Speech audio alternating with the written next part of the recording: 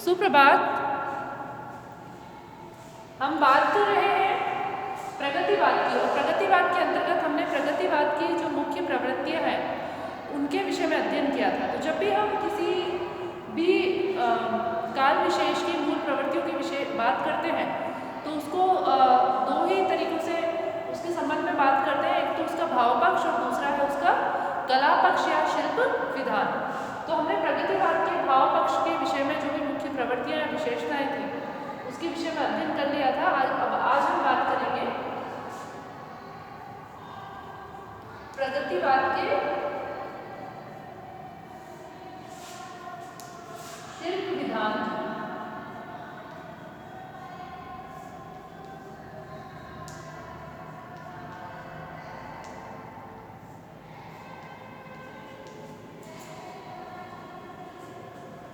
प्रगतिवादी आंदोलन मूलतः कथ्य का आंदोलन या कथ्य का आंदोलन था, शिल्प का नहीं। प्रगतिवादी कविता सर्वहारा व श्रमिक वर्ग की पक्षधर होने के नाते इस दायित्व बोध से मुक्त है कि कविता शिल्प की चमक दमक से लदी हुई नहीं बल्कि आम आदमी के लिए बोधगम्य होनी चाहिए। मतलब कहने का तात्पर्य यह है कि जो कविता है उसकी भाषा ऐसी होनी चाहिए जो आम जन की समझ में आ सके। इन्हें कविता में उसी जन प्रभाव की तलाश है जो पोस्टरों में दिखाई देती है। अब मुक्तिबोध की कुछ पंक्तियां देखिए जो इस बात को सिद्ध करती है। चंद्र है, सविता है, पोस्टर ही कविता है। यानी जब हम पोस्टर को देखते हैं तो देखने के तुरंत बाद हम समझ जाते हैं कि उस पोस्टर में क्या कहा गया है। वैसे ही कवि को भी इस प्रकार की कविताएं रचित करनी चाहिए कि उन्हें पढ़ते ही समझ में आ जाए कि उसका कथ्य क्या है। अब हम उसके प्रगतिवाद के शिल्प विधान की ओर ध्यान देते हैं। तो पहला है काव्य।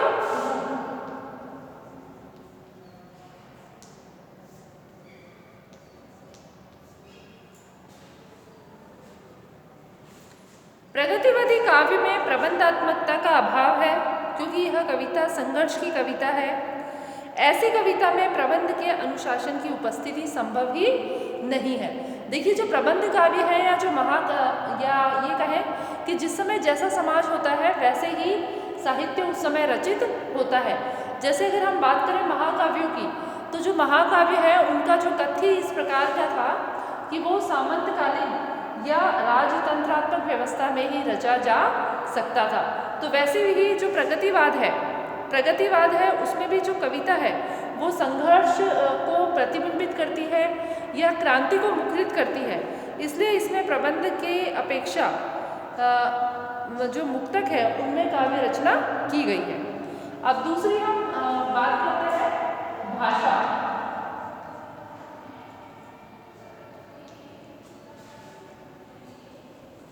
प्रगतिवादी कवि सहज भाषा का प्रयोग करते हैं।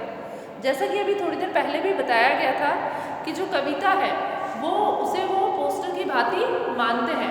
जिस प्रकार हम पोस्टर को देखकर उसके कथ्य विषय वस्तु का अंदाजा लगा लेते हैं उसी प्रकार कविता भी इस प्रकार की होनी चाहिए कि कविता को सुनने या पढ़ने मात्र से उसकी कथ्य विषय वस्तु के बारे में पता चल जाए। तो भाषा जो है वो बहुत सहज होनी चाहिए, सरल होनी चाहिए, आसानी से समझ में आने वाली होनी चाहिए। और दूसरी जो भाषा है अगर वो सरल होगी या सहज होगी तो वो जन साधारण से उतना ही जुड़ाव स्थापित कर लेगी। छायावाद में जीवन की भाषा और काव्य की भाषा में जो अंतराल पैदा हुआ था उसे प्रगतिवाद ने क्या कर दिया, समाप्त कर दिया। ठीक है। अगला है तीसरा लोक धुन।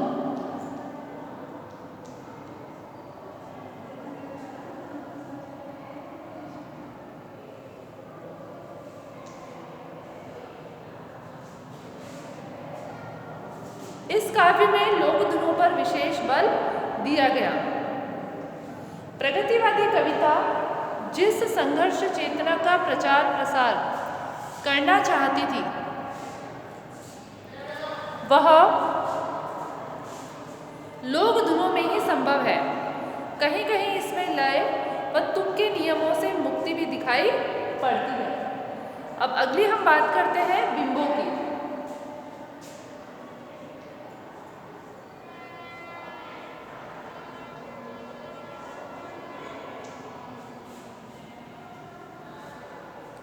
बिंब प्रायः सामान्य जीवन से लिए गए हैं। छायावादी बिंबों से भिन्न ये बिंब लोक जीवन के साधारण अनुभवों से संबंधित है, जैसे गीत गाकर घर लौटते मजदूर, पसीने में भीगा किसान आदि। अब एक उदाहरण देखिए, इन पंक्तियों के माध्यम से स्पष्ट हो जाएगा कि प्रगतिवादी कविता में किस प्रकार के बिंब लिए गए हैं। धूप चमकती है चांदी की साड़ी पहने, मायके में आई बेटी की तरह मगन है। यानी कि जो बिंब लिए गए हैं वो भी साधारण जनजीवन से संबंधित है या उसको रिप्रेजेंटेटिव करते हैं। अब अगले जो बात करते हैं बिंब के बाद वो है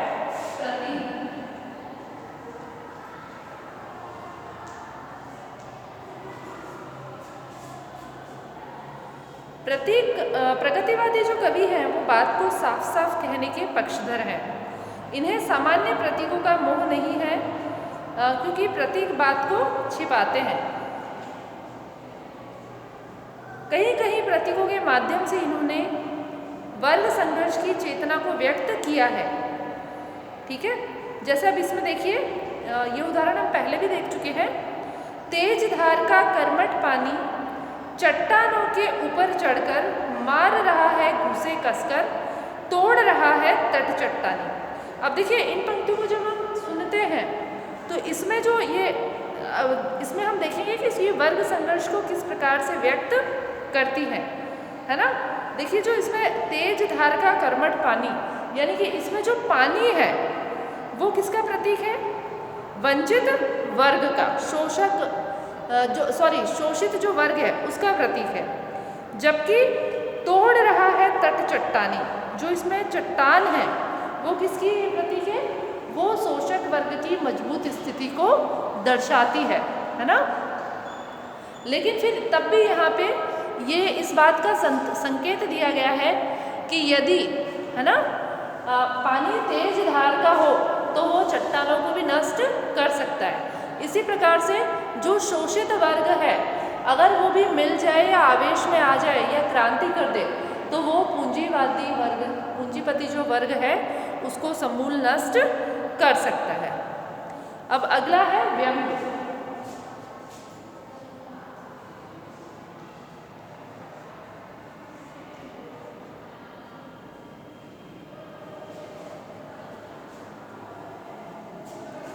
प्रगतिवादी कवियों में व्यंग क्षमता की अत्यंत प्रभावशील उपस्थिति है। समाज के मूल हितों के प्रति गहराई से प्रतिबद्ध होने के कारण ये कवि स्वार्थी व व्यक्तिवादी तत्वों को सहन नहीं कर पाते हैं और तिलमिलाहट पैदा करने वाले तीखे व्यंगों का प्रयोग करते हैं। अब इन्हें इस उदाहरण के माध्यम से समझा जा सकता है। 10,000 10 लाख मरे पर झंडा ऊंचा रहे हमारा, है ना। यहाँ पे व्यंग के माध्यम से अपनी बात कही गई है कि कई बार हम राष्ट्रहित के लिए लोगों का बलिदान कर देते हैं और राष्ट्रहित को सर्वोपरि मानते हैं, है ना। ठीक है, यानी यहाँ पे बात तो ये निकल कर आ रही है, लेकिन हम इसी बात को व्यंग के माध्यम से कहा गया है कि राष्ट्रों में क्या होती है, जो सामान्य वर्ग है उसकी उपेक्षा होती है। इस प्रकार से हमने प्रगतिवाद के मुख्य प्रवृत्तियों के अंतर्गत जो उसका भाव पक्ष है और उसका कला पक्ष है उसके विषय में अध्ययन किया। अब इस कक्षा के बाद हम जो प्रमुख प्रगतिवादी कवि हैं उनके विषय में अध्ययन प्रारंभ करेंगे। तब तक के लिए धन्यवाद।